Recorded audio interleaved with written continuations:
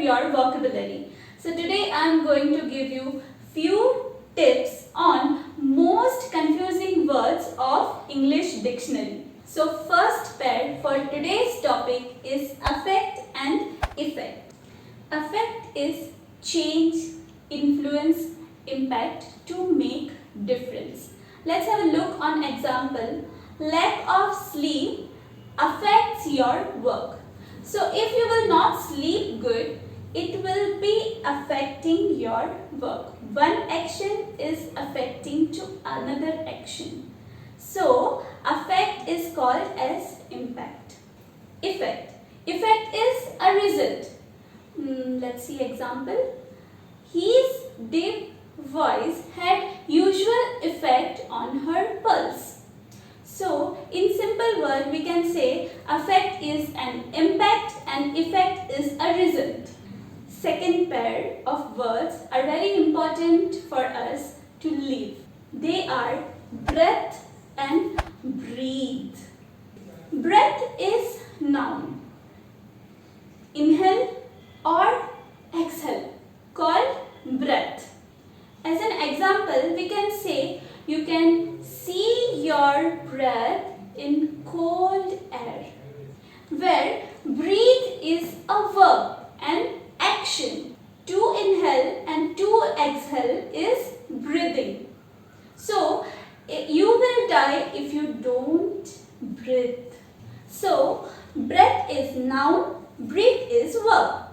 Third one, it is the most confusing. Counsel and counsel. Counsel is group that consults and advises, where counsel is an advice or to consult. For this, she will get to meet there all council members. For this, we seek counsel from rich and powerful person to learn their secrets. So counsel is a group of jury and they are guiding us, where counsel is to guide, to give guidance.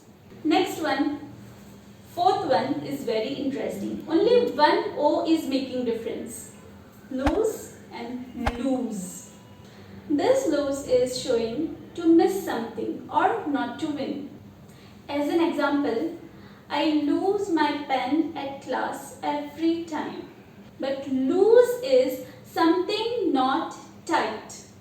As loose tooth, loose clothes, loose belt.